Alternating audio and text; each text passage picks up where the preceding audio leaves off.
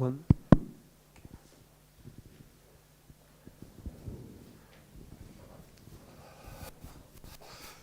Good evening and a warm welcome to the Institute for Human Sciences, to our library. My name is Ivan Vejvoda. I'm currently the acting rector, otherwise I lead the Europe's Futures program here, and it gives me great pleasure to introduce this evening with our special guest, Thomas Bagger, who will be introduced more in detail by my colleague Ivan Krastev.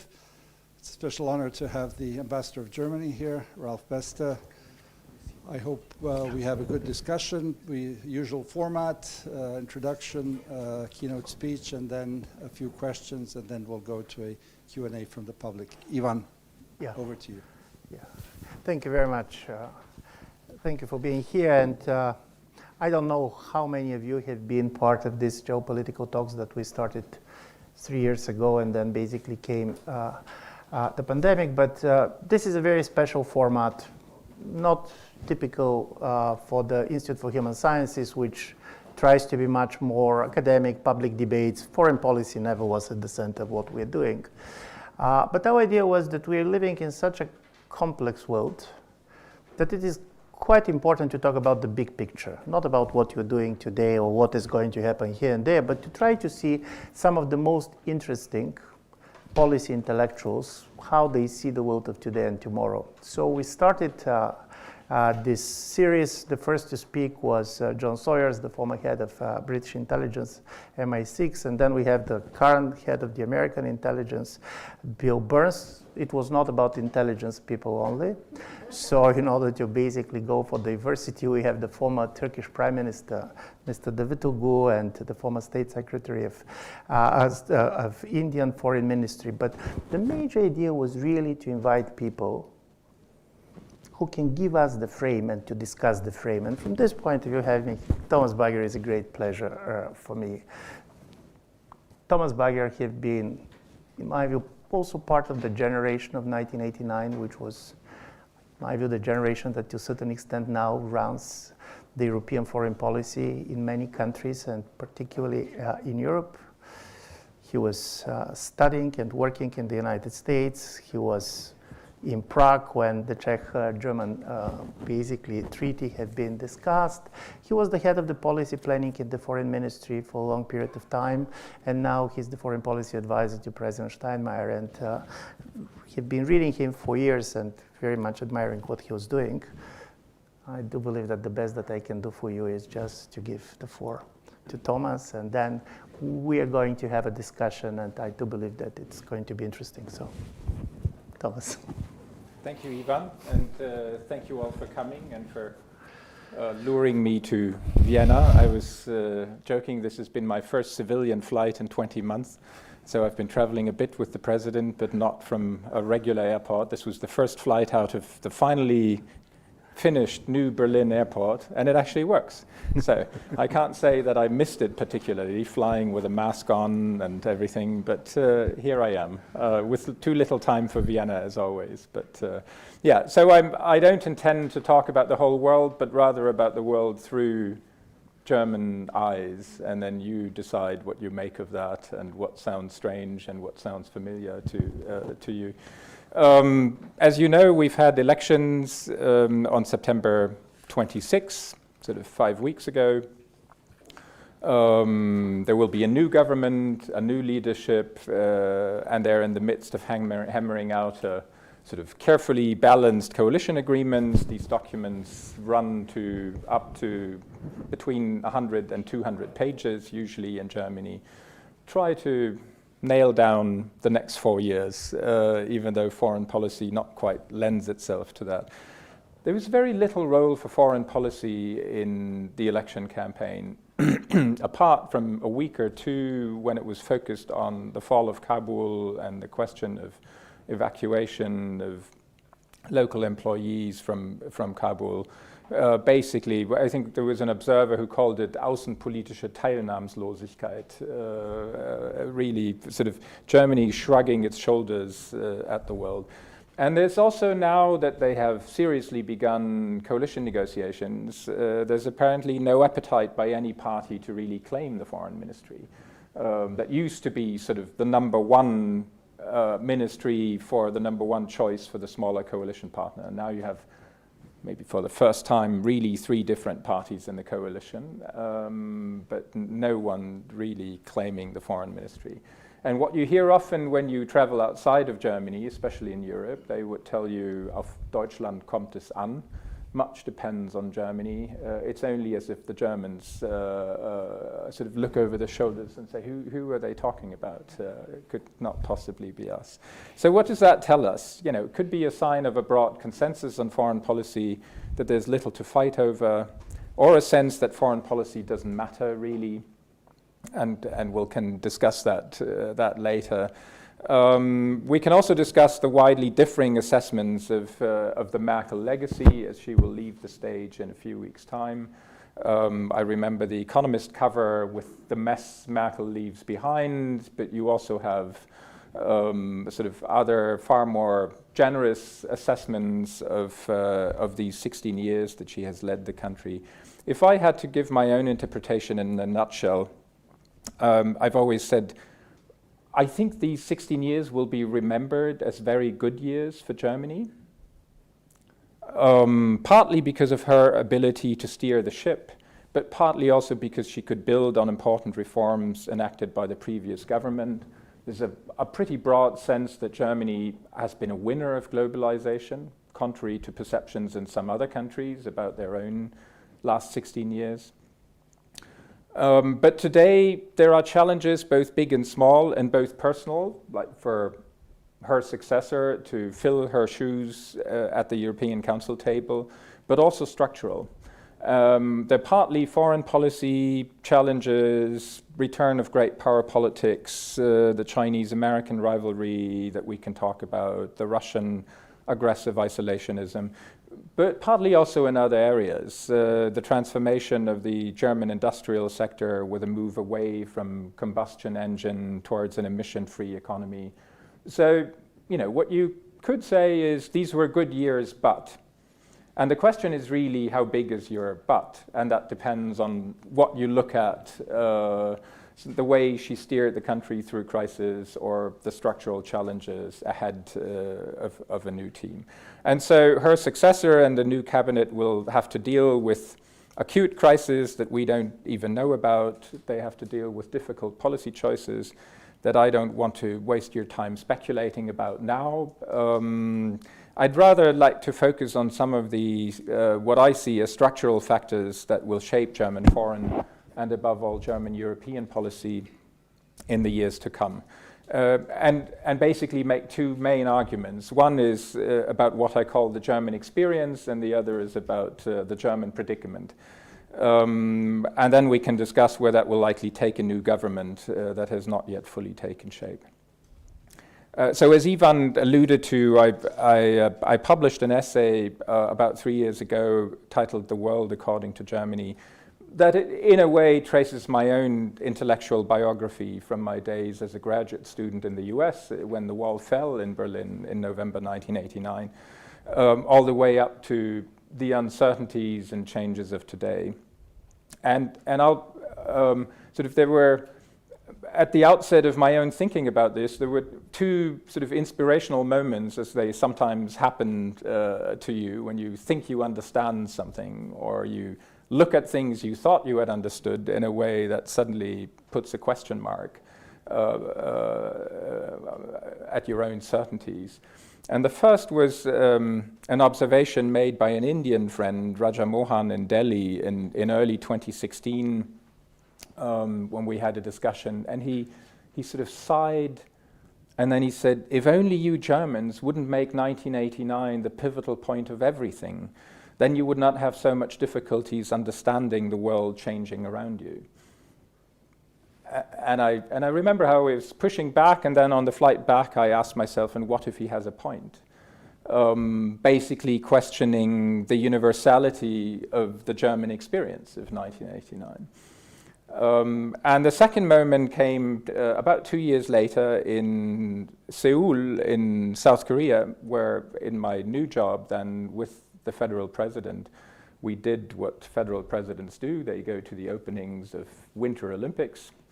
And there were plenty of German-Korean exchanges on the conditions, the preparations and realities of German reunification. And the Germans like to talk about, the virtues of the Helsinki Accords, of the OSCE, of Ostpolitik and Détente, of Wandel durch Annäherung, and how we got there eventually. And and all these South Koreans were listening eagerly for lessons to follow.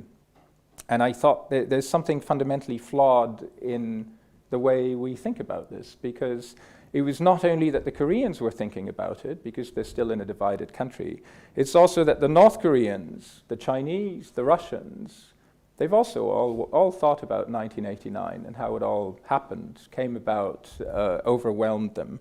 And they had carefully studied what had happened in Germany and Europe. But they did so for very different reasons, because every one of them would do his or her utmost to prevent the same sequence of events ever happening in that sequence again. So that's what got me to write this article in the beginning. And so what then is the German experience? I believe it is this deep-seated conviction and relief, actually, that's why it's psychologically so powerful, that at the end of the last century, a century marked by having been on the wrong side of history, the country found itself finally on the right side. And what had looked impossible, even unthinkable for decades, suddenly seemed to be not just real, but it almost seemed inevitable. And the rapid transformation of Central Eastern Europe into parliamentary democracies, market economies, was taken as something of an empirical proof that Francis Fukuyama was right when he claimed the end of history. He did it with a question mark in the beginning. The Germans were happy to leave away the question mark and just take it at face value. And there was something even more attractive when you thought about it from a German point of view, and that's that if you think about history in that way, that had reached its destination, then personal agency and charisma in politics is no longer decisive. If history is bending towards liberal democracy, your leaders and individuals would only matter at the margins. Their task is broadly limited to administer the inevitable, which is a role that our outgoing chancellor has played to perfection. And for a country so badly burned by a catastrophic Führer that the word leadership could no longer be innocently translated into the German language, that was deeply reassuring, that greater but abstract forces would take care of the general direction of history. And then finally, and I think best of all, when you come to think of it, while West Germany at the time would have to create an example by transforming and integrating the former East, the new Länder, into a united Germany, in a broader sense, the country had already arrived at its historical destination, a stable parliamentary democracy, a functioning social market economy, well respected beyond its borders. Most others around the globe would have to change and transform, but not Germany. So in a way, everybody would become like us. It was just a matter of time, but we were already at the destination. That's very intriguing when you think about it, and even though you have to sort of use some broader generalizations, it has something very seductive, and so my argument is that two fundamental and powerful political assumptions flowed from that analysis, which in reality is more of a narrative. And that they combine for a historically grounded optimism when Germans looked at the world, sometimes still look at the world, that produces high aspirations of being able not just to manage and to navigate a dangerous place, a dangerous world, but indeed to progressively heal conflicts, not just those of the past, and to move mankind into a more peaceful era. So the first of these two assumptions is the assumption of gradual convergence. The unification of Germany and over a longer period of the European continent was seen as a template for the future and for all other regions of the world. And in reality, I mean, I won't go into details here, but this this view, this assumption of gradual convergence, informed the way Germans, not just the wider public, but also sort of the bureaucracy, the policymakers, looked at what happened in Central Europe on their path of transformation, even in Russia, which had its own history and traditions, but would eventually come around. Also China, that would only be able to continue its economic rise if it introduced individual liberties, because everything else was unimaginable. It was also the prism through which we looked at the Arab Spring in many ways. And I mention that because to me that was very instructive, that the Arab Spring in many ways was a moment when you could almost touch the confusion between analytical and normative dimensions of how we looked at the world. So we would say Assad has lost all legitimacy. And you would wonder whether that was an analytical statement that would say, and that's why he's soon gone, or whether it was a normative statement because of what he had done to his own population. And then it begs the question, well, what's the consequence and what do we do in this situation? But there was no clear distinction between the two. Because if there's no room for authoritarianism in our imagination of the imminent end of history, then they could only be sort of last gasps and aberrations, but not really more than that. The second assumption was perfectly captured by then Chancellor Helmut Kohl, who will likely stay ahead in the German Book of Records, provided that Olaf Scholz is elected, I think before December 17, into the Chancellery as the longest governing Chancellor of the Federal Republic. But he often used a line after unification where he said, for the first time in our history, Germany is surrounded only by friends. And, that's a seemingly benign stating the obvious statement in a post-war world, but over time, I think he captured something that changed the way Germans look at the world around them. The divided country had been one of the most heavily militarized territories in the world. And now, with foreign troops withdrawing and history coming our way, Germany could not only reap a peace dividend, but it literally lost any sense of threat perception. The defense budget shrunk to barely over 1% of GDP. Conscription was suspended without any serious debate by a conservative defense minister in 2011.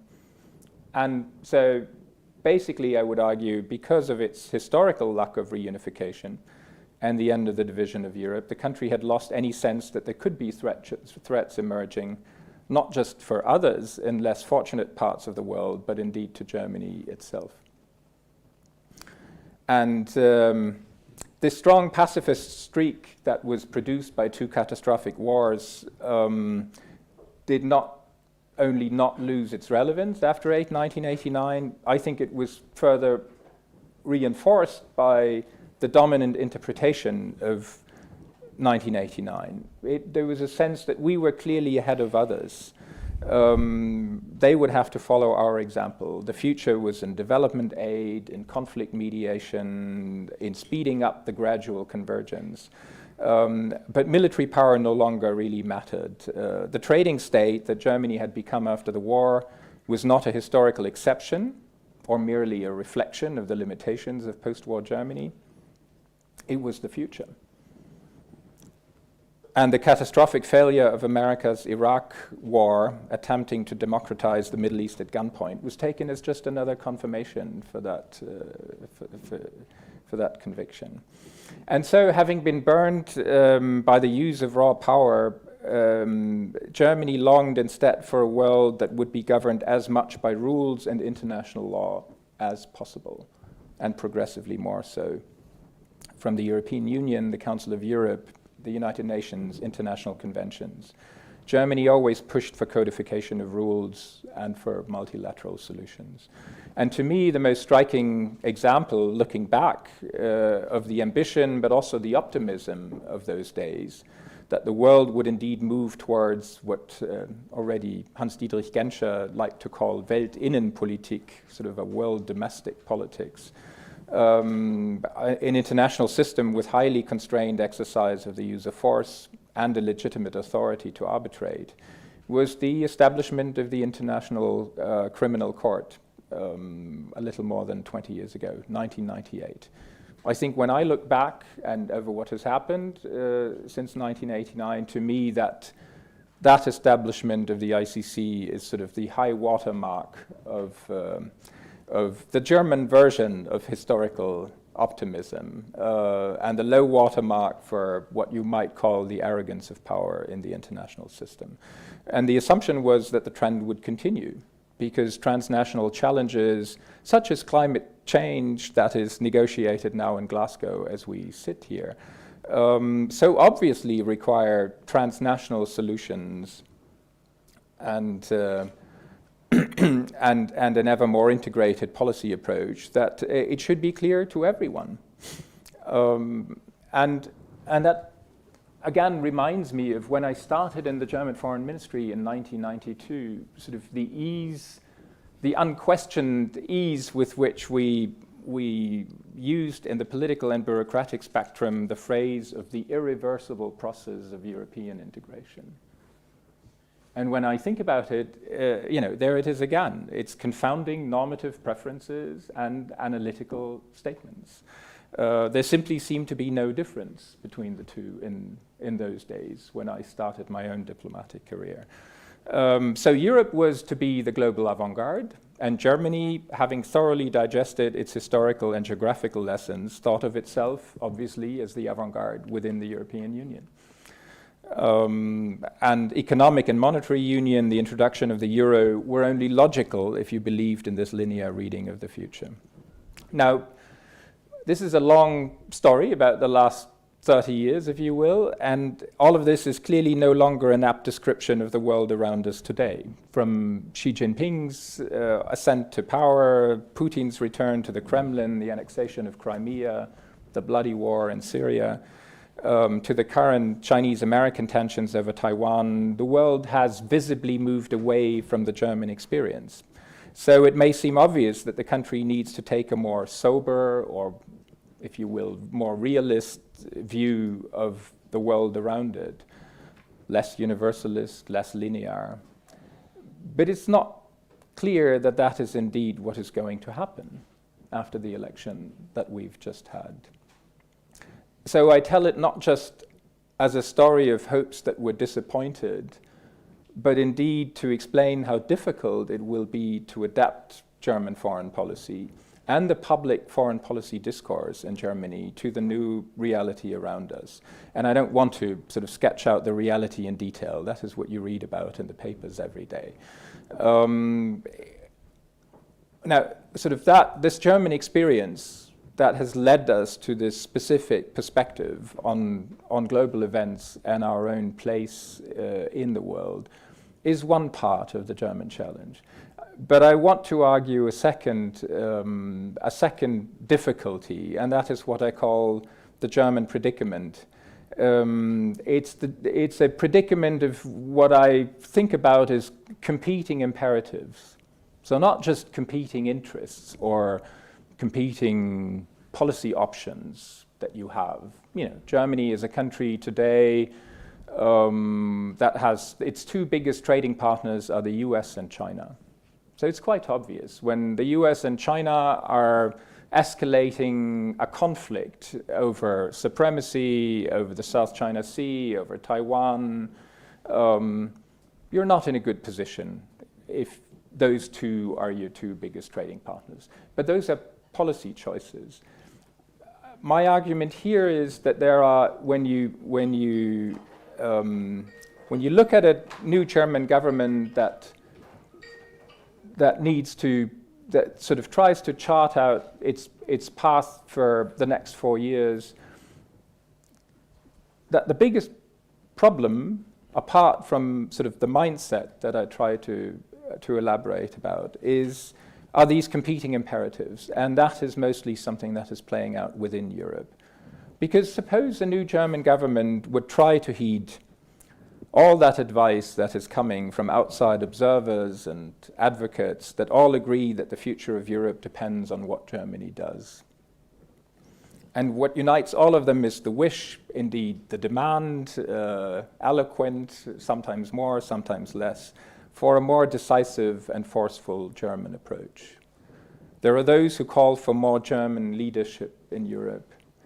There are those who want a more decisive German move towards deeper economic and monetary integration or transfer union. There are demands for finally standing up more forcefully for the rule of law in Europe among the 27. There are calls that only a full German commitment can finally make the idea of European sovereignty a reality. And these are only 4 that I mentioned. But I would argue that a closer look at each of these familiar calls and demands reveals a fundamental characteristic and challenge of German foreign policy as the biggest and strongest country at the heart of the European continent, that its policy is a product of competing imperatives, the result of many inherent tensions that are impossible to fully resolve. So even if we all agree that keeping Europe together is the most fundamental German interest and foreign policy responsibility, and that strengthening the European Union should inform Germany's new foreign policy in a world that is less rules-based and more power-driven than we would like, the specific policy outcomes will often be a product of oscillation between competing and oftentimes seemingly incompatible imperatives. I'll just give a stark but illustrative example that Ralf and I have talked about in the past more than once. If the most important lesson of German history is never again, then a very restrictive arms export policy is a perfectly reasonable and legitimate policy for Germany. If, however, European security can only be enhanced by technologically ambitious armaments projects, like the Future Combat Aircraft System, FCAS, together with France and others, then Germany would have to prioritize a second lesson. Never again alone over the first, never again. And the two are suddenly in conflict, in contradiction. So is it more important to do the right thing, even if it means to be alone, and to abandon the idea of a European approach and EU unity? Or is it wiser to be compatible with European partners, even at the price of compromise? And again, my basic point that you should feel free to challenge is, this is more than a policy choice, I would argue. Take the struggle of prioritizing Europe and the EU or the transatlantic link, France or the US, in a nutshell. That goes back all the way to the German parliamentary deliberations over the Élysée Treaty in 1962, 1963. But there is a realization also today that NATO Secretary General Jens Stoltenberg has put, I think, most bluntly, most succinctly, where he said, the EU cannot defend Europe. And basically what he wants to say is, if you want to keep Europe together, you need the US to do that. Things may look different from Paris, but if you believe in keeping the 27 together as your top priority, you have to reconcile imperatives that seem incompatible to others, even to your partners in Paris. Or take the long debate that we've had over the last 10 years over the future of economic monetary union, between sort of transfer union or what the North, or what you in this country call the frugals, have advocated. I'm not making the point for a specific approach here. I'm just saying that Germany, whose position on these issues is often reduced to its own tradition of ordoliberalism and its own sort of economic profession, academic economic profession, has to balance, sort of not only has to come to terms with its own academic and intellectual tradition here, but it has to balance incompatible preferences and expectations of many other EU member states if it wants to keep the 27 together. And I think the same is true, and we talked about it a little bit before we came down here, about this split that is no longer emerging, but is probably getting deeper between parts of Central and Eastern Europe and the western part of the continent, and also Brussels and the Brussels institutions. And I think, for all the arguments you can make, pro and con a more forceful German position, I would dispute that there's really a choice that you can make. In the end, you have to try to make those tensions, those inherent tensions, as fruitful as possible, and not let them descend into an ever-escalating confrontation. And I come to that from thinking about this vexing issue of German leadership that has been sort of en vogue for, I don't know, the last 15 years, certainly since the Eurozone crisis, and has not really left us ever since. But there's clearly a demand for more German leadership within the EU, mostly for efficiency reasons. Someone has to do it. You want a more forceful, more decisive Europe, capable to be an actor also on the foreign policy and geopolitical stage. But it's also true that when you look at it, at the same time when it is exercised, the legitimacy challenge to that leadership is increasing. So the way I think about it is, our union was explicitly designed not to be run or dominated by a single country. And I think German leadership can never work Anglo-Saxon style, however much Americans, in former days, the British would counsel us. Or I think when I think about German leadership, I think of it as oscillating between the demands for efficient leadership and the restraints of the legitimacy of German leadership in a union of 27.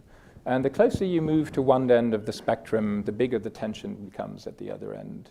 So you can neither sort of completely abdicate and abandon that, nor can you move and say someone has to do it. Because the more you do that, the more it will be questioned within the union. So also there, in the end, you have to, it's not a choice, you have to keep both elements of that spectrum in mind, and you have to manage that tension.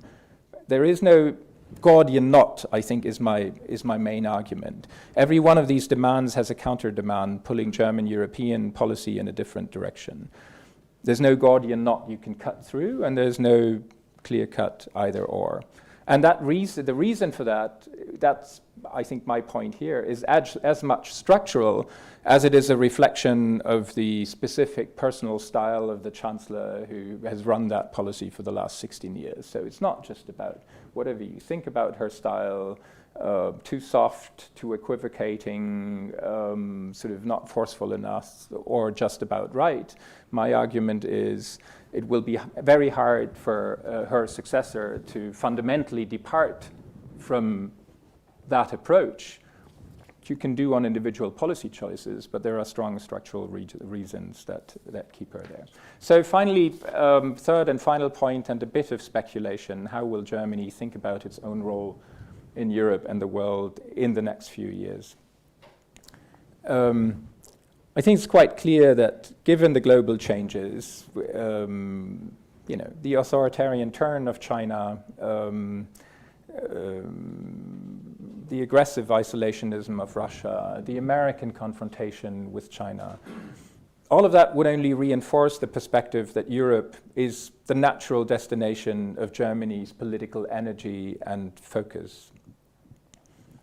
In many ways, Europe will become increasingly peripheral to global geopolitics. I've argued in other places that, in a way, Germany and Japan are trading places when you compare it with 30 years ago or 35 years ago. Japan is the new frontline state of the geopolitical confrontation that is emerging. So Europe will become increasingly peripheral, but it will become even more central and because of that, for German foreign policy. And yet, for all the consensus of analysis and the urgency of public commentary, there is something strangely tentative and hesitating about Germany's perspective on Europe. We are in many ways the victims of our own success. There is no sense of urgency, there's no sense of threat perception. So in his book, The Jungle Grows Back, the American thinker Robert Kagan argued that without a US presence in Europe that resolves the security dilemma of European states, they're bound to revert to their natural instincts. And his most acute concern in the book is a Germany that reverts to a more nationalist outlook, falling back into aggressive versions of balance of power politics in Europe, and therefore bound to repeat the darker chapters of the continent's history. I don't know whether he's right or wrong, I doubt it, but none of us does know. But I will confess that I'm currently more worried by another temptation of Germany than this kind of return to old days. My concern is more of a Germany that insists and doubles down on its own interpretation of its historical experience as the proper blueprint for the rest of the world. A new German government that will not settle on a more sober assessment of how to match lofty ambitions and available resources and instruments, but rather insists on a strongly normative and universalist approach to world affairs and indeed to European politics as well.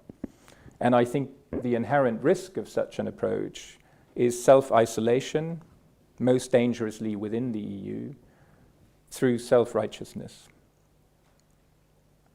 I think there is much to learn from lectures, I'm not sure, actually given in this building, but certainly in Vienna by Clifford Geertz in 1995 I think a series of 2 or 3 lectures that were published under the title of The World in Pieces.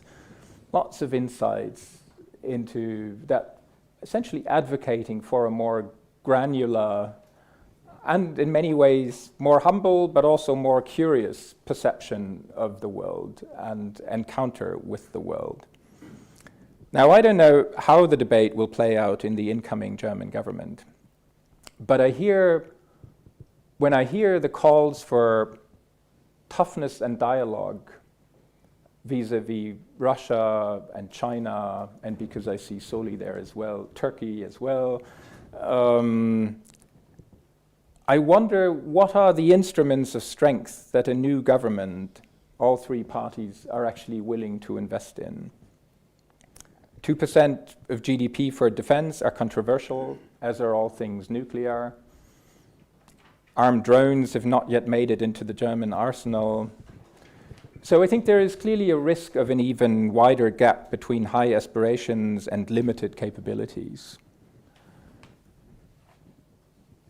And so I want to, at the end, I'd sort of drop the academic nuance or diplomatic vagueness. When I think about it, or when I'm asked, so what could be elements of a more realist or more compatible German approach to the European project look like? I think the outlines are rather obvious, but they're anything but easy to accomplish. A far more ambitious German approach to building a security and defense nucleus with France and to strengthen EU capabilities. An agree to disagree with Central Europe, mostly on questions of asylum and migration, because as long as this is framed as a moral question, I do believe it will continue to divide and poison the EU. Third, a less restrained German approach to fostering economic convergence across the Eurozone. I think, fourth, we can't leave it to the Brussels institutions to develop a compelling idea of Europe's future. I think that has to involve member states. We talked about sort of the lofty nature of what Brussels produces, but that sometimes does not resonate across member states and societies. Because I think if we can't produce that, if we can't develop that compelling idea of Europe's future, we risk a situation where the EU is barely held together by mutual concerns about the cost of non-Europe, but then sort of would be too costly for every single individual member state to be out there alone and naked on the world stage. But it would be a union, if that is the only glue that keeps it together, that has no real sense of its future direction. And then my final point, I think there's something you have to recognize, that the success of Germany's efforts to keep the EU together and to strengthen it also depends on conditions beyond its own control. And I think the most important one is a continued commitment by other member states of the Union to the merit and the value of the integration project. So for Germany to play its proper role, that requires a balance with France first and foremost, but it also requires the consent of others to that construction in the EU. And I don't think there can be European cohesion over the longer term with an increasingly anti-Brussels mobilization by various small groupings of member states. Now let me conclude by saying that for everything that I said critically about my own country, that I'm trying to understand how it looks at the world and how it should confront the world, it is by no means the only country that looks to the future through a particular interpretation of its own past. Basically, most of the countries in the world suffer from that one way or another. And Gideon Rahman made a compelling argument recently in the Financial Times, I think about 4 weeks ago, why Germany is the West's sanest country, despite everything I've said here. So take what I said with a grain of salt. And I'll conclude, because we were on a state visit to Ireland last week with an inscription above an old pub in Belfast in Northern Ireland, where it reads, "A nation that keeps one eye on the past is wise. A nation that keeps two eyes on the past is blind."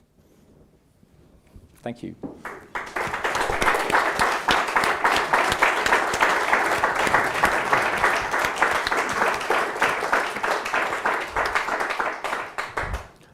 Thank you very much. And listening about Germany being the sanest person in Europe, I believe that probably there is nothing more tragic than to be a sane person in a madhouse. This is much more difficult than for the insanes, because they feel at home. And this is where comes, I'll just ask you this one question before going to the colleagues in the room.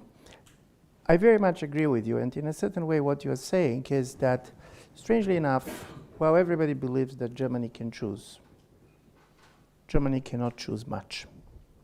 And this is either what its elite understood or also its public. I was very much struck when some years ago the Foreign Ministry, when Thomas was still there, had a survey with the German public asking a question: what should be the major priority of German foreign policy?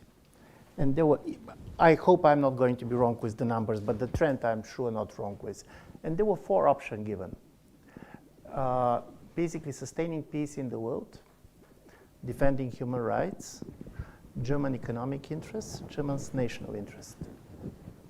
And here is how the German public answered these questions. The majority of the Germans said that sustaining peace in the world should be the major priority of the German foreign policy. The defending of the human rights in the world comes second, and 9% have been about national interest and 7% about economic interest, or the other way around. It is not easy to have a foreign policy if your public basically goes this way, because it means that you cannot mobilize anything on the idea of the national interest. It's very difficult. In a certain way, you're taking a position. And I'm asking this because what you're saying is one level German strengths. Strangely enough, Germany is not playing the role of a government, of a leader. You're playing the role of the central bank. Credit of last resort, but not in money terms, but basically when the crisis comes, you try it and protect. But to what extent this can also lead to the fact that suddenly Germany can slide into irrelevance without noticing it. I'm going to make it much more clear of what I'm just back from Sochi, spending 5 days with people that were not so reluctant about military power in the world. And I was seeing over the years how the view on the European Union, but particularly in Germany, was changing in Russian elite. Before, Germany was kind of the good West. The West you can talk to, the West that you can modernize with, and also the West that basically, when not particularly cynical or hypocritical like they see the United States. Now when you're seeing to the Russians, there was certain respect for the Americans, you can make deal with them. And then when it comes to the EU, but particularly Germany, the idea is there is no reason to talk to them. In a certain way, strangely enough, this idea of nothing can be achieved. And I'm saying I can imagine that countries like China, which defined Germany as Europe that works, but even some of the smaller countries in the EU, you expect that Germany to do something, and because for reasons that you explained in my view brilliantly, Germany cannot make the decisions that you expect from them. Suddenly, people don't go to Germany. Suddenly you're starting to end up with groupings of activist states, be it on nuclear energy with basically France and others, being on other issues. So you can end up being at the center, but the center that nobody basically is really consulting on major issues. And this is my question. Is this possible? What it's going to mean for Europe, keeping in mind that without Germany's role, Europe is not going to be much. And this is also related to Chancellor Merkel, for whom I have a high respect. But strangely enough, I do believe she managed to convince Germans, probably not other Europeans, that most of the bad things that we see, being Brexit, being Trump, being Crimea, this is deviations. But the trend has not changed. And the idea is to be resilient. But to be resilient also means not to change much. Resilience is keeping the status quo. So my question is, are you not afraid from time to time that Germany defends status quo that does not exist anymore? Yeah, there would be plenty to address in that comment, which is not really a question. But I think it is true. I mean, what worries me is that there's not enough awareness in the wider German public that sort of the strength of the country, but also the sort of the power of its own instruments actually depends on certain conditions that we've lost sight of, that we think are no longer relevant. You know, we have a debate now also in these coalition negotiations. There will be a debate about the whole question of nuclear sharing within NATO. Should there be American nuclear weapons that guarantee a certain degree of participation in the overall deterrence posture of the alliance?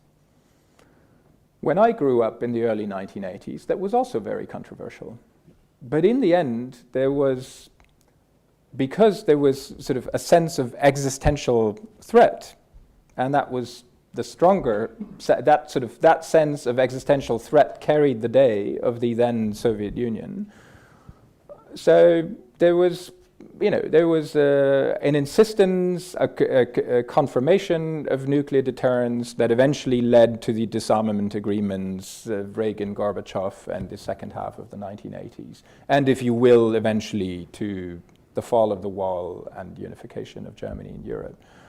I think today this debate plays out in a very different way. I mean, first of all, there's much less destructive potential there in Germany and Europe. Most of these nuclear weapons have been withdrawn. It's rather symbolic, but it is still symbolic. And it still is an element that couples the security of Germany to that of the alliance, to that of the security provider of last resort, which is still the United States.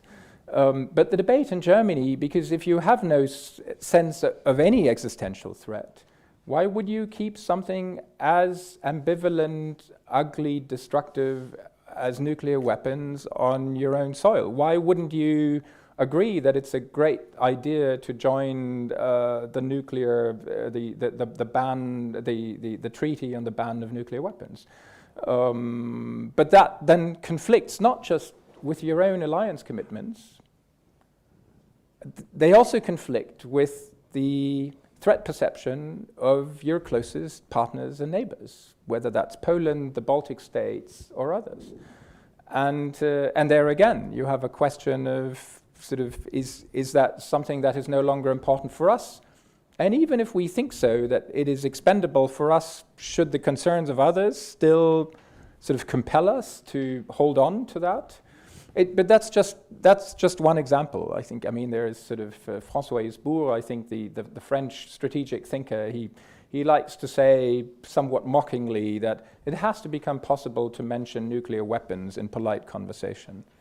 His point being you can't do that in Germany. And he's probably right. You know, no one wants to hear about that because we want it to be a thing of the past. And so I think in that respect, I think this, what I try to set out to you as sort of the mindset, which of course is not the mindset of all Germans, it's, as everything is a generalization, but that in that mindset there's not enough room for the, you know, let's call it for the anarchical nature of the international system.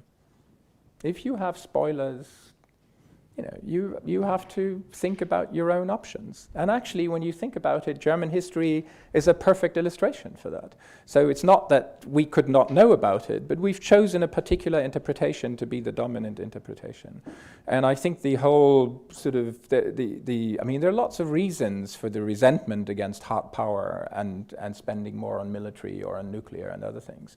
And there are good arguments as well. But the reality is, if your ambition is to sort of heal the world, whether that is by combating climate change, transforming the world's economy to a zero net emissions economy, or other things to bring the respect for human rights and fundamental dignity to all corners of the world, there comes a point when you have to acknowledge that that is not achievable from a position of weakness. Well, maybe it's not even achievable from a position of strength, as the Americans have experienced, and we ourselves have experienced in Afghanistan. So, but then what is the consequence of that? What do you do? Do you strengthen your instruments? Do you lower your ambitions? Do you try to define the space where foreign policy is actually playing out, which is somewhere between a recognition of the limits of your own capabilities, but also sort of the conviction that you should not be cynical, you know, you should not be you should not be indifferent, but you have to match ambitions and the instruments at your disposal in a better way than we've done in the past. So I think that's where I would like to see the German debate going, and I think in that respect, I don't think Germany is going to be irrelevant. I don't think Europe is going to be irrelevant. When I say Europe, I believe Europe will be increasingly peripheral to world politics, but that's not necessarily a bad thing. You know, there's a price to be paid to be the frontline state in a grand geopolitical confrontation. Also, something the Germans know a little bit about. Austria should too.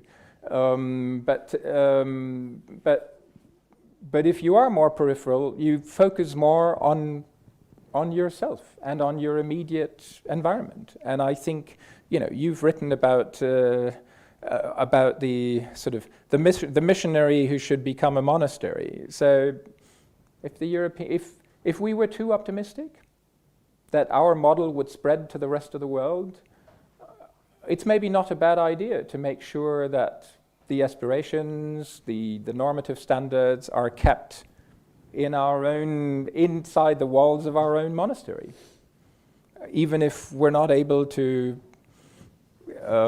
go on a worldwide mission to implement them elsewhere. And so I think the German debate is not without adaptation, and we'll see where the new government will take this. But I think you're right about the sort of, when I would judge on sort of how the Chancellor talked to the Germans about the world out there, that the melody was more one of, it will still take a while, And so it still takes patience to get there, to get to the world that we want to see. But she was not the one to tell the Germans, this is a world that no longer exists. The world we hope for or we expected to come about is a world that no longer is within reach. And that's why we have to sort of recalibrate, rethink our own options, refocus our own priorities on Europe, its immediate neighborhood, and so forth. Thank you very much. I'm going to open the debate. I'm going just to ask people to introduce themselves. And listening to you, I remember that there are only two players that can afford not to distinguish between the analytical and the normative. This is the almighty, the God, and somebody who is totally powerless. Because for both of them, basically, one can make the normative analytical and the other basically does not have an option. So, sorry. Soli Özel, Europe's Futures Fellow here.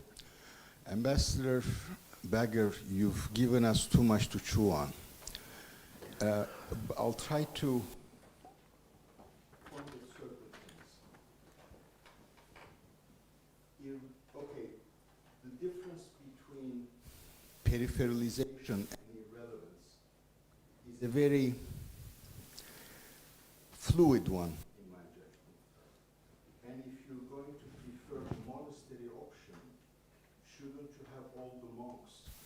To share the same opinion of what the monastery is about. And evidently, in the EU, this is no longer the case. Partially because there are no disciplinary actions to those who diverge. Sure. Secondly, again, it's a metaphor, maybe not correct, but then all metaphors are incorrect. Is the Merkel era something akin to the Brezhnev era for the Soviet Union, when things appear to be so very good, but when the period ends, what has not been done becomes so very apparent and actually projects witnesses. Finally, as usual, you have given an impeccable analysis and basically left no holes. Except perhaps one, or at least that's the one I would like to think I did see. And that is, there is no room in your perfect analysis of why Germany cannot move for political agency. Because what you have not said, unless I missed it, is doesn't anyone in Germany think of the costs of being caught in that predicament and not to make an effort to actually break away from it by opening the political space, not just domestically in Germany, but also among the partners in the European Union? In a world which is going to be, as you said, not the world that you sought or you thought was going to come about, but a world as it exists. Thank you. Good Turkish question.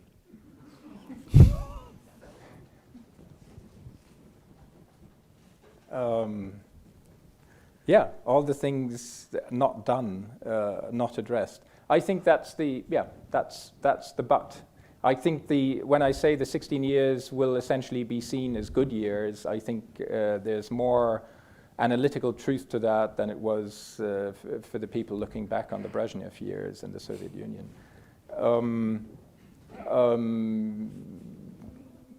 But you're right. The judgment will depend on how people will look at the things that were left undone.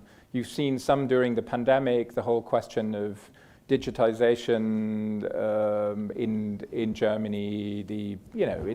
It's always prided itself on an impeccable public administration, and yet during the pandemic there were brighter and not so bright sides to that as well.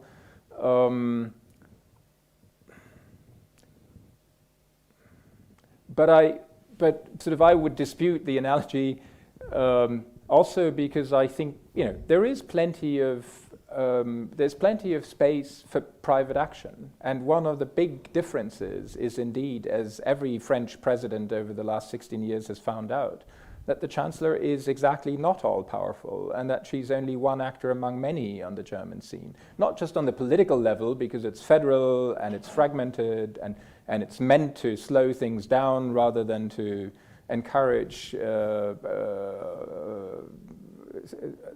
decisive executive action, but also privately. Yeah, I think the race is on for the future of the automotive sector in Germany. I don't think it's decided yet. It's clearly the backbone of the German manufacturing sector and industrial strength over the last century.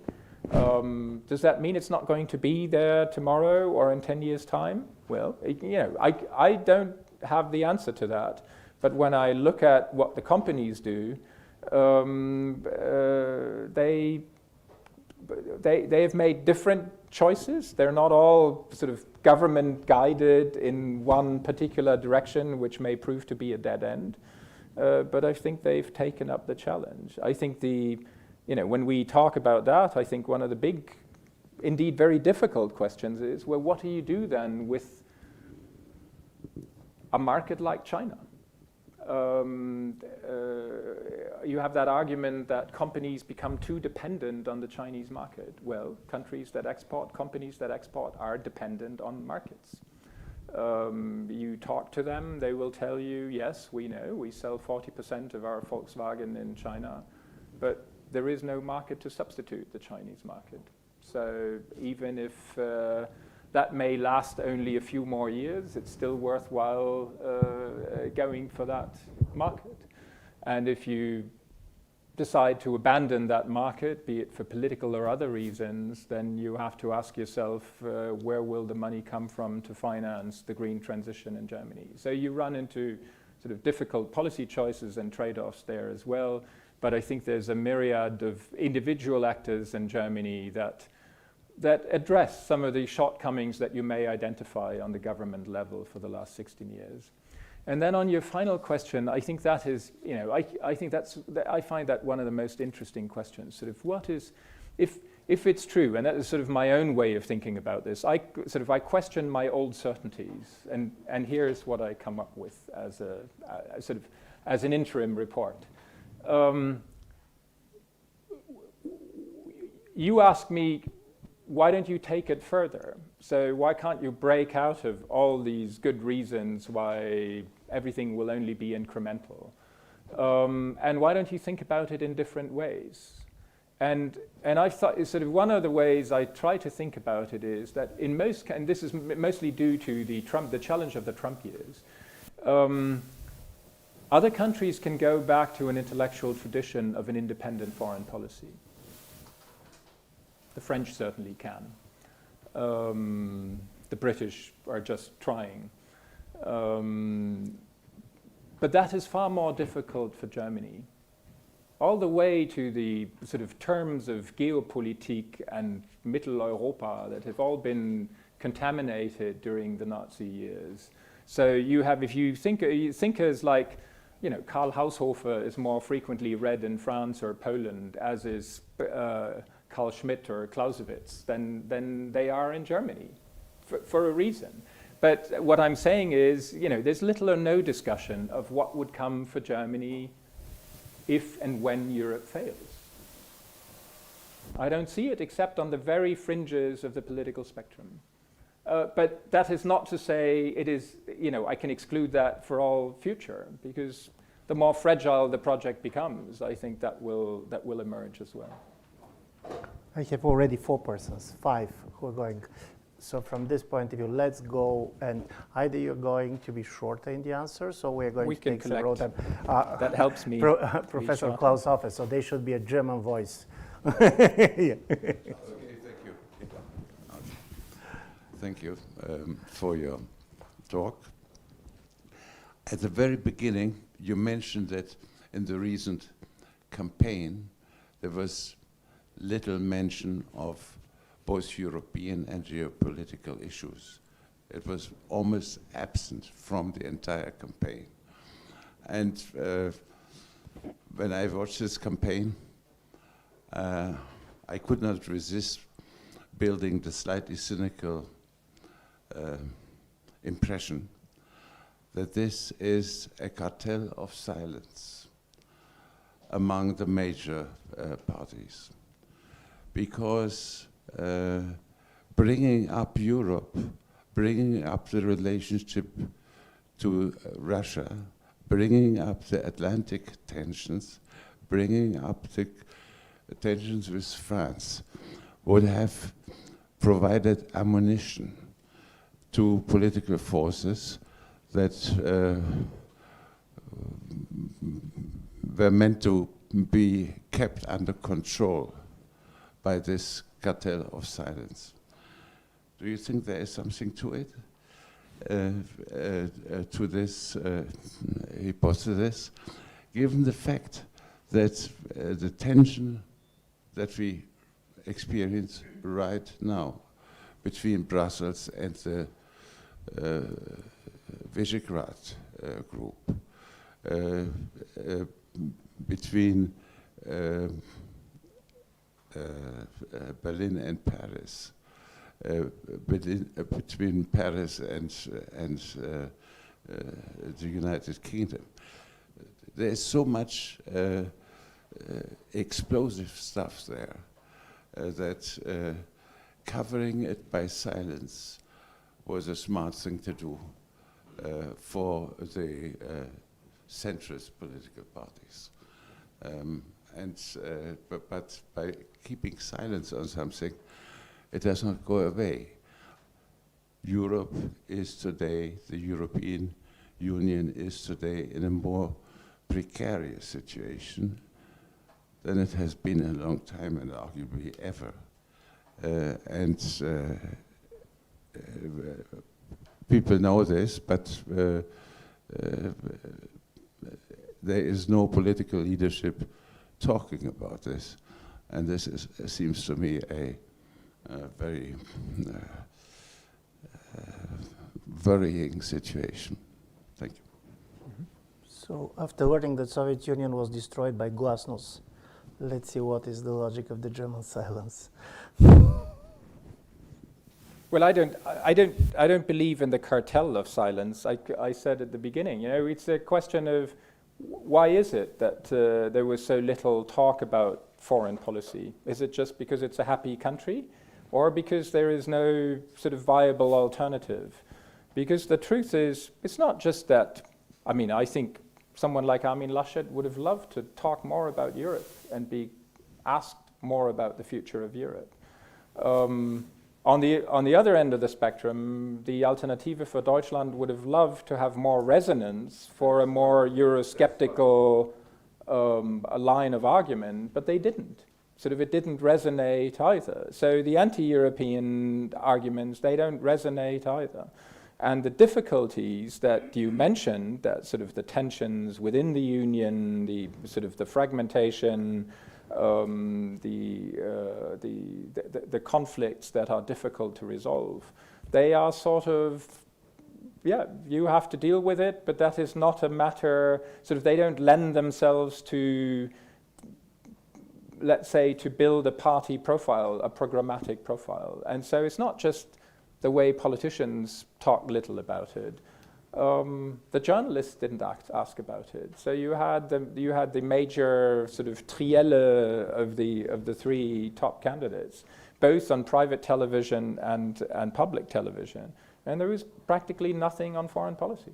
So it's not what people base their choices on. At least that's a widely held assumption in Germany.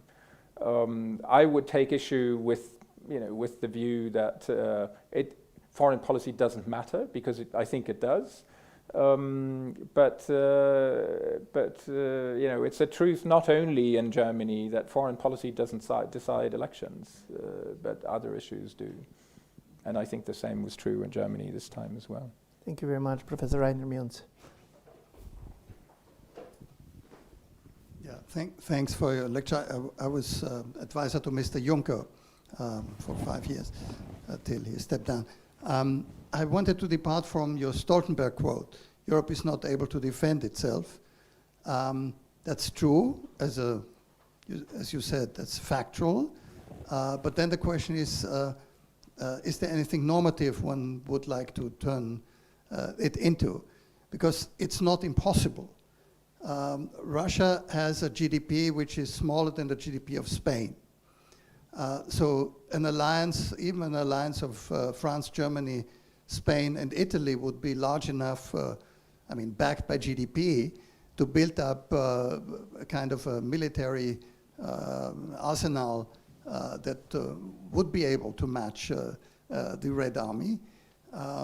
We are spending about 40% of what the US is doing annually, and we are getting out about 10 to 15% of the US firepower, which has to do with the fact that we're spending more on personnel, and we have, 130 or 140 systems, whereas the US maybe has 27 or something like that.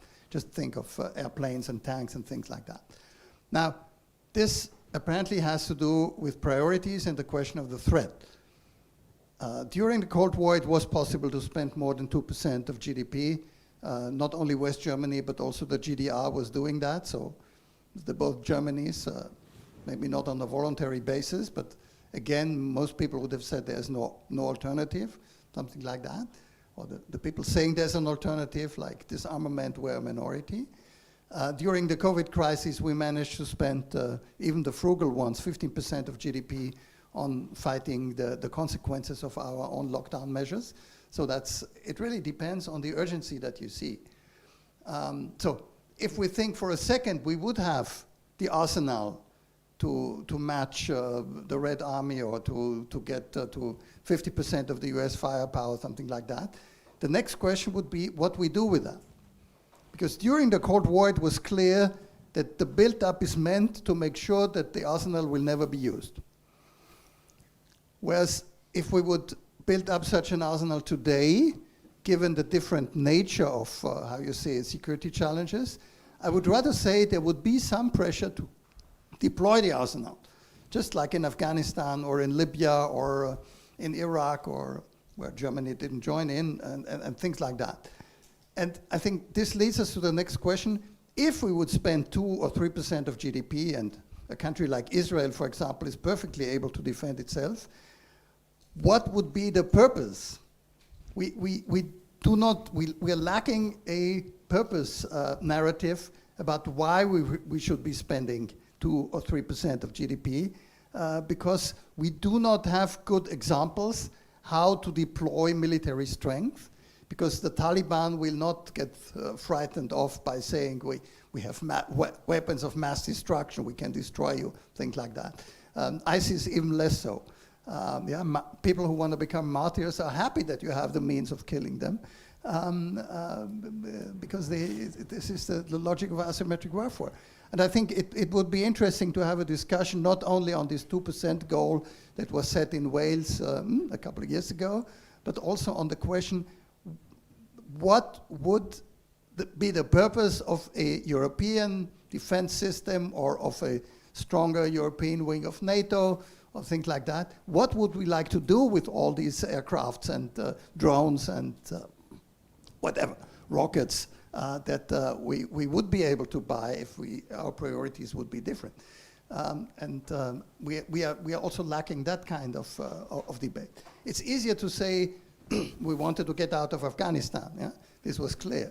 But the collapse of the Ashraf Ghani regime had more to do with domestic politics in the country sending soldiers and with fiscal arguments than it had to do with any security argument on the concerning the situation on the Hindu Kush. At least this is my personal. And this, I think, is the lack of a discourse leads to a situation where your choices are becoming even more limited, in my view.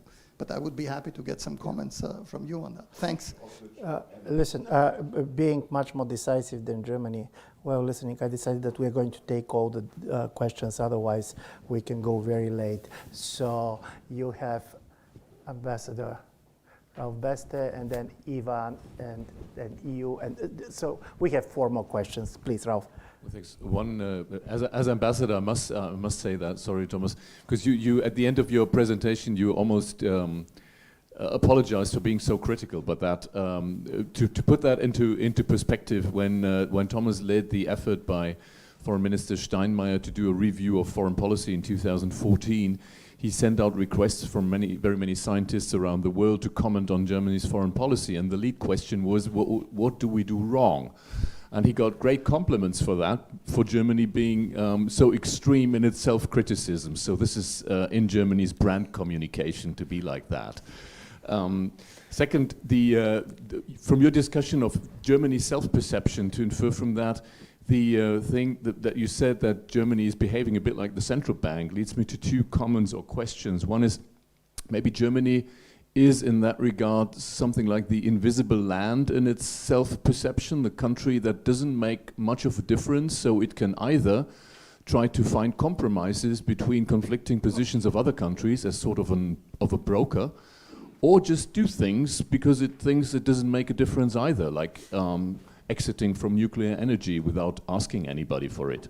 So being invisible is helpful in doing things and learning from your past at the same time, because going alone or doing things was so detrimental to your country's interest. And the question, in this banking analogy, maybe Germany is banking very much on convergence still to a very large extent, and that also with regard to Europe, thinking that convergence is still on the agenda, and the more patience we have and invest in the cohesion, it will turn out well in the long run. And the question is, and also with regard to the next government, is this was in a way incorporated into Merkel's policy of maintaining cohesion as the first and foremost target of her European policy.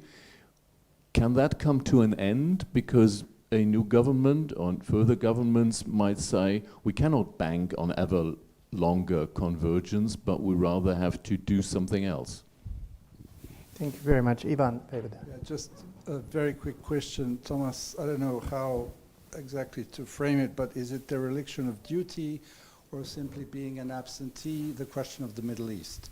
You were in the engine room during these years, during the crisis, the Arab Spring. We had mentioned that. And the absence of Europe, more than simply the absence of Germany, and allowing the space for the US that's been a traditional player in the Middle East, but then the incoming of Russia into Syria. And this is not some far-flung area. This is the immediate neighborhood of Europe. And we know what happened by simply hoping and wishing it away. It exploded in our face, all of us. What was the thinking there? Was it simply abandoning the issue and saying, well, you know, hopefully someone else will deal with it? And I'm not saying that, you know, Europe needed to intervene militarily. Obviously, Germany didn't participate in the Libya thing. But, you know, was there some middle ground that could be taken? Yeah, Michelle.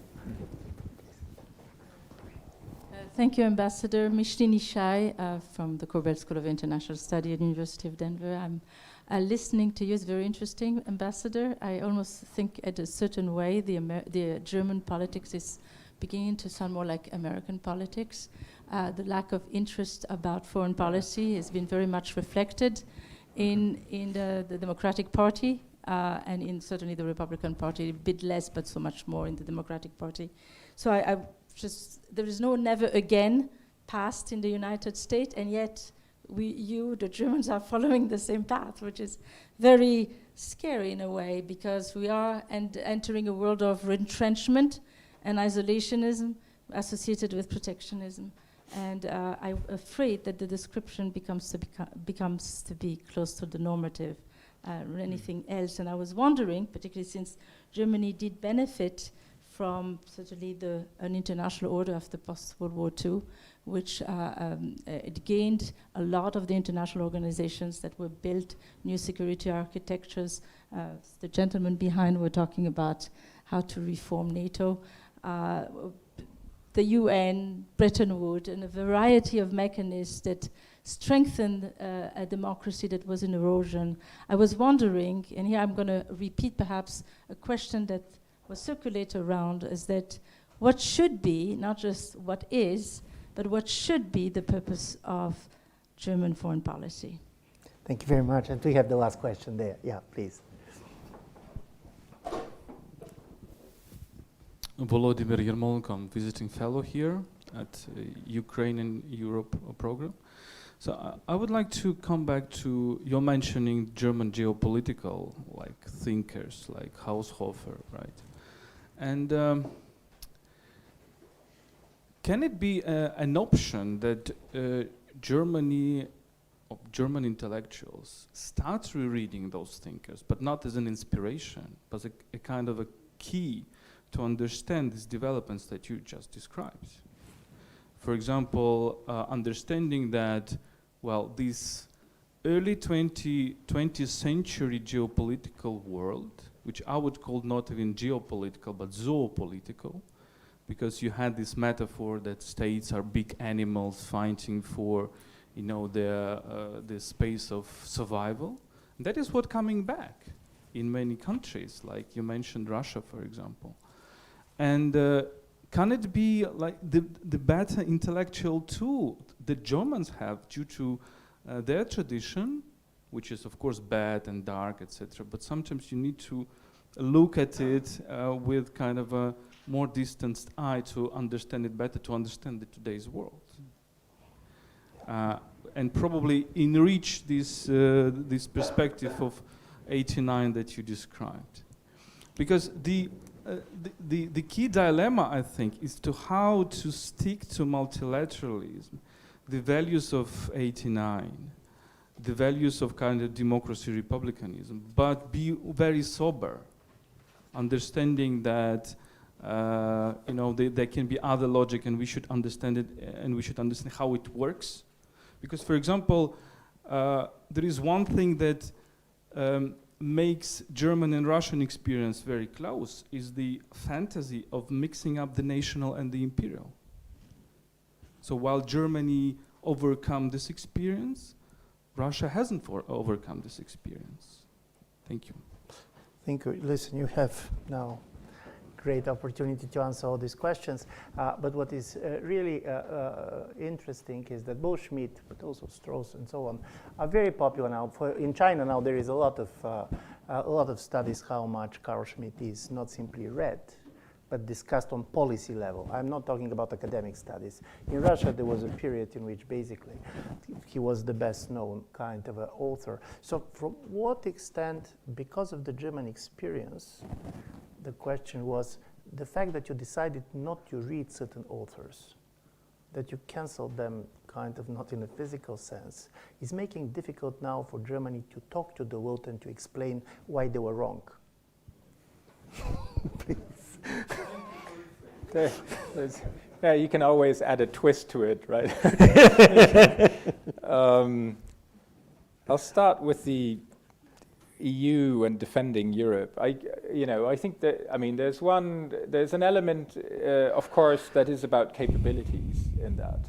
But when Stoltenberg talks about it from a NATO's perspective, he's not primarily talking about capabilities, I believe. He's talking about the fact that at the heart of collective defense, there is an element of trust involved that, not all 27 are ready to place on a European collective effort, but which some of the NATO member states are only willing to bet on the American alliance partner across the Atlantic. And that if you try to push sort of the EU defense as the ultimate solution, because you say, who knows what will become of America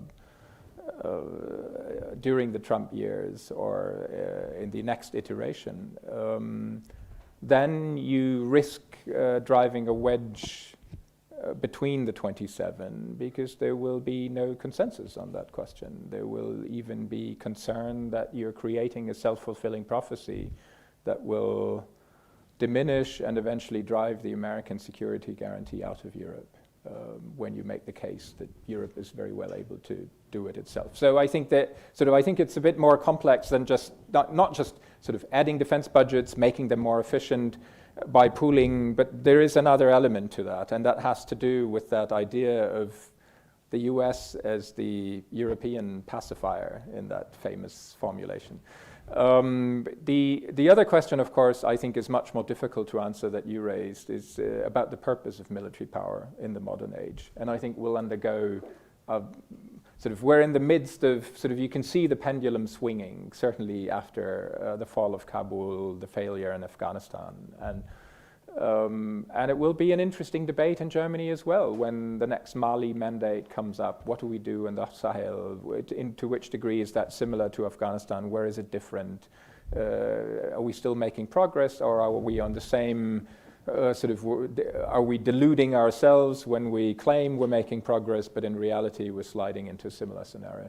Very difficult to answer, and I'm not close enough to the operational thinking on that to make a comment. But I think this, I maybe because I get older, but I do believe that these, maybe because I get older, I'm able to question the linear version of German thinking about the world that has dominated the last 30 years. But a lot of these things go in cycles. And, a lot of Germany's coming of age in foreign policy terms happened in the Balkans in the late 1990s. Bringing the red-green government 1989-99 to be the first German government post-war to lead Germany into a military conflict actively.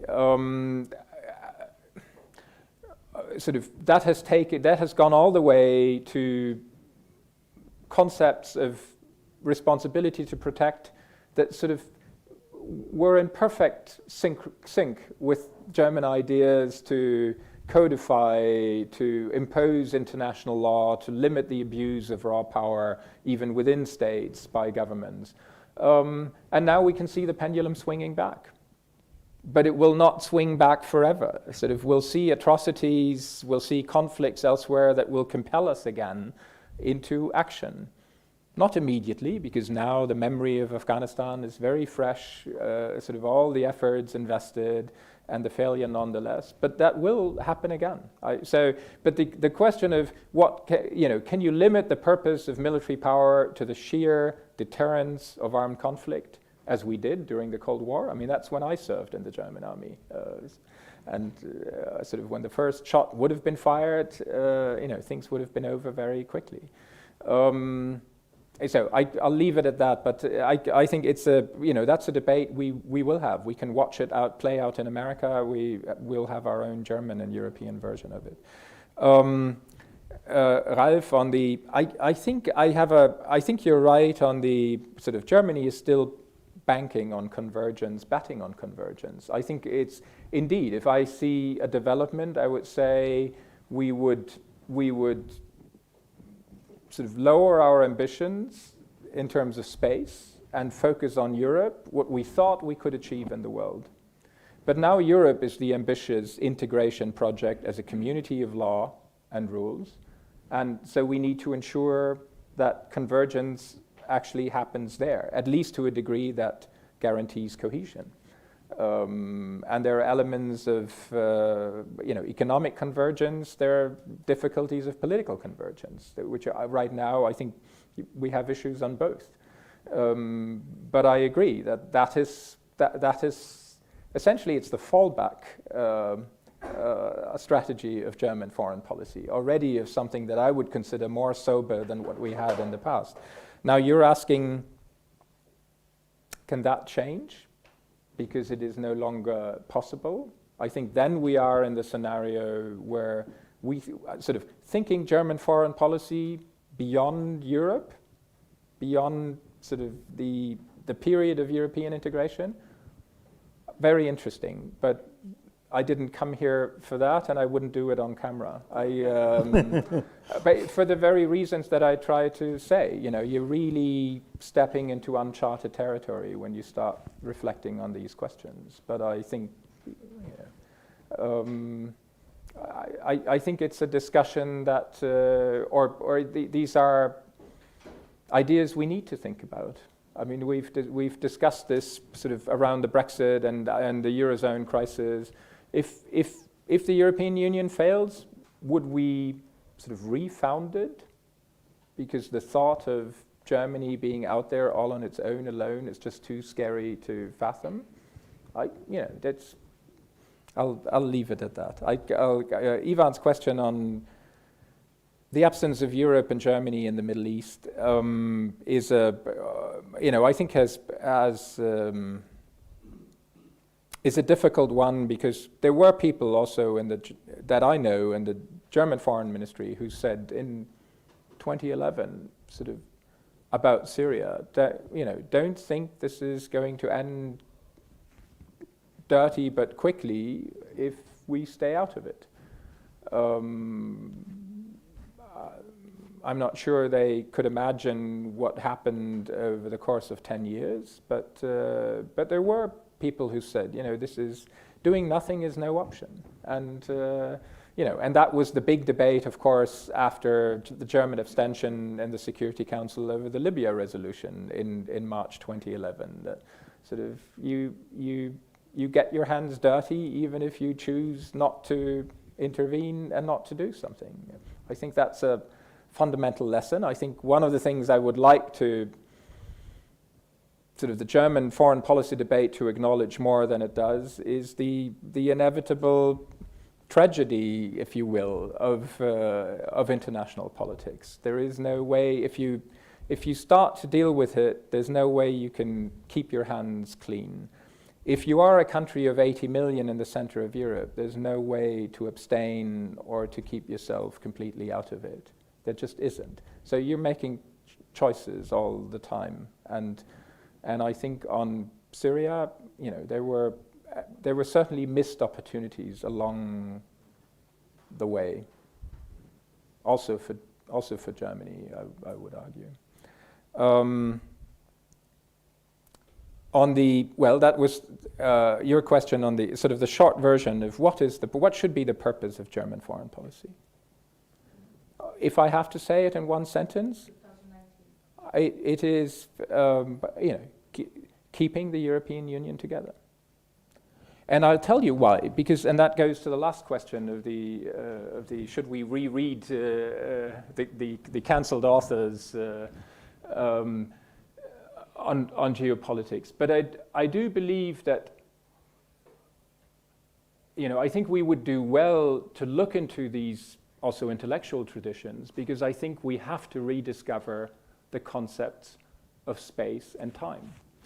And why have we lost sight of the concepts of space and time? Because we believed in the universality of our experience and the linearity of historical developments. Well, if I believe that, time and space no longer matter. Once I realize that it's not that simple, I have to rediscover space and time. Space, in the case of Ukraine, what is Ukraine? What is that space between the Union and Russia? Did we have an idea? We thought about it for a long time as sort of a space as an expanding regulatory space. We would associate Ukraine with the European Union. It would apply the same rules and regulations, so it would become part of that ever-expanding regulatory space. Now it's not a regulatory space. It's something very different. It's a war zone in part of the country. It's contested territory. It's in between. How do we think about that? How do others actually think about it? How does Moscow think about it? We read all these texts coming from Putin, Medvedev, and others, and we lack even the categories to interpret what they're talking about and thinking.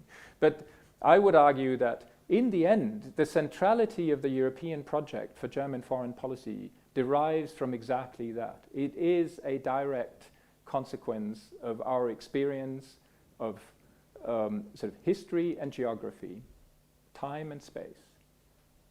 We have not, Germany has not found a way to exist peacefully and prosperous at the center of the continent before the European Union was founded.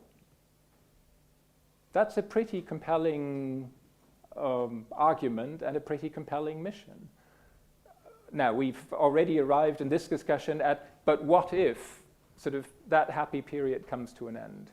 We'll leave that for another discussion.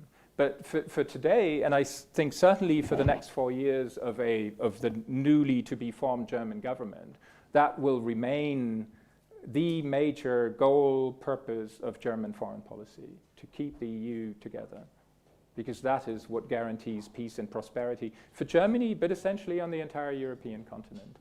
And that's not so bad, even if the rest of the world is not as peaceful as we wish. Thank you very much.